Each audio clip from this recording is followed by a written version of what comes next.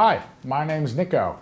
I'm a teacher at the Harvard Kennedy School, but I'm also a computer programmer and do a lot of consulting about technology. And I care a lot about the changing role of journalism and the way technology is shaping our society and the news. Let's talk about that for a minute. On September 11th, 2001, I lived in New York City and I witnessed the terrible terrorist attacks on the World Trade Center. I followed the news and the story about what was happening. I followed it almost exclusively by watching TV. Most of the major ways we experience the internet today, Google, Facebook, Twitter, mobile phones, they didn't really exist 10 years ago. And so if I wanted to know what was happening, the only way to find out was to watch the TV news or to read the newspapers. Now I live in Boston, and just a little while ago we had a terrible terrorist attack at the Boston Marathon. This time, my experience of following the news of that story was completely different.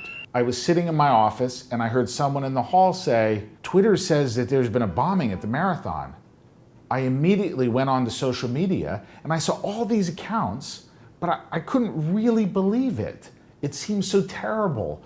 Social media was so comforting that day because I could find out that my student was safe, but I could also talk to all my friends and family all over the world and tell them that my family was safe, that I was safe, and hear from them their words of encouragement and their sadness about the terrible attack. Because of the bombings, the airports got shut down, the trains stopped running, and many tourists and runners in the marathon got stuck in Boston. And so a group of volunteers put together a Google spreadsheet where people could say that they would host people. Thousands of Bostonians went online and offered to share their rooms for people who were stranded because of the bombing.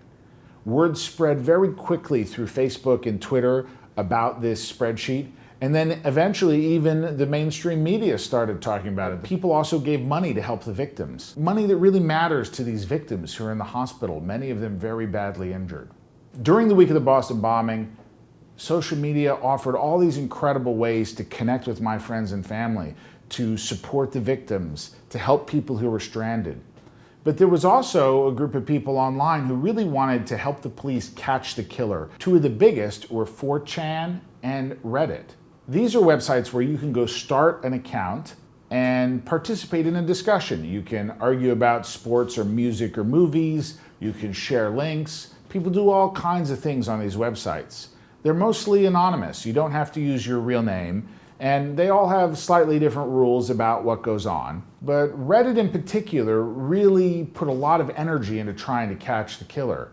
One reason for this is that Reddit had a history doing this. There was a shooting in a movie theater in Aurora, Colorado, and Reddit was very active in reporting on the story. There was a guy in the movie theater who actually had gotten shot and went on Reddit and while he was at the hospital to describe what had happened. And so Reddit had this tradition of helping to report the news. And by all accounts, during the Colorado shooting, Reddit had done a great job. And so now, in the middle of the Boston bombing, there were all these people online who wanted to do something, who wanted to help catch these terrible terrorists. And some of them went on Reddit to try and identify who the killer was. But most of the people who were participating, they were not professional investigators. They didn't have experience as police men or women or as FBI investigators. They were doing their best to try and help, but they ended up identifying the wrong guy. The FBI put out a picture of one of the bombing suspects, and people noticed on Reddit that it looked a lot like a guy named Sonal Trapathi. Sonal had been a college student who had disappeared a few weeks earlier, and his family was very upset. His family was using social media to try and find him. They had a Facebook page, "Help us find Sonal Trapathi." So someone on Reddit noticed that there was some resemblance between the suspect photo and Sonal Trapathi and said, maybe Sonal Trapathi is missing because he's actually a terrorist. Police talk to each other using special radios. One police car talks to another police car, or a policeman talks to someone at headquarters. They use special radios to do this. And you can buy something called a police scanner that lets you listen in to the police conversations. A group of everyday citizens, they weren't journalists, also had police scanners in Boston. and they were live tweeting anything they heard on the police scanners. And it was part of the way that other journalists could follow what was going on. But a random user on Twitter, we don't even know today who it was, tweeted that he had just heard on the police scanner that the police have identified Sonal Trapathi as one of the suspects. People started to retweet this rumor. A very big Twitter account with a very large following, almost 1 million followers, called Your Anon News, retweeted that Sonal Trapathi was a suspect. And the rumor spread very quickly. It went viral. It went so viral that soon major media was reporting it. People went crazy with this news overnight. But it wasn't true. And Sonal Trapathi's family woke up to hundreds of messages on Facebook, on social media, some of them very angry and accusing her and her family of terrible things. So you have this mother searching for her son who's missing, and suddenly the internet has decided he's a terrorist because of a rumor and descends on her with great intensity. It was hard for that family. It was really scary. The Boston police even had to go on Twitter to squash the rumor, to say they hadn't arrested anybody. Alexis Madrigal at The Atlantic actually went back and got all of the audio files of the police scanner and listened to them and discovered that the police never mentioned Sonal Trapathi, that whoever had tweeted this had either accidentally heard it or made it up. It turns out Sonal Trapathi was not a suspect, wasn't one of the bombers. He wasn't even alive. He died already. How do you know what to believe when you read it online? What kind of opportunities for good does the internet create, and what kinds of ways might it be dangerous? These are important questions.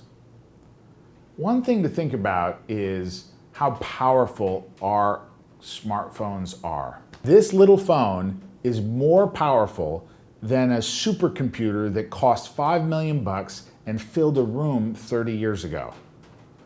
That's a lot of power to carry around with you all the time. It changes what it means to be a journalist.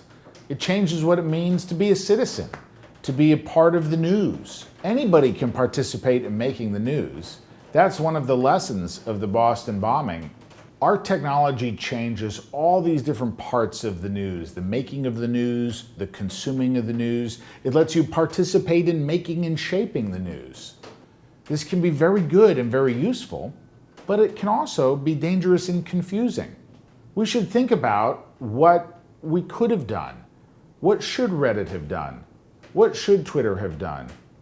Maybe we should think about what the Boston police should have done. Or maybe the Boston police and the FBI should have figured out how to take advantage of all the energy that all the people on Reddit had to try and solve this crime, and see if they could have channeled that energy into a direction that would have been more useful than identifying the wrong suspect. These are important questions, and it's up to you to help figure them out.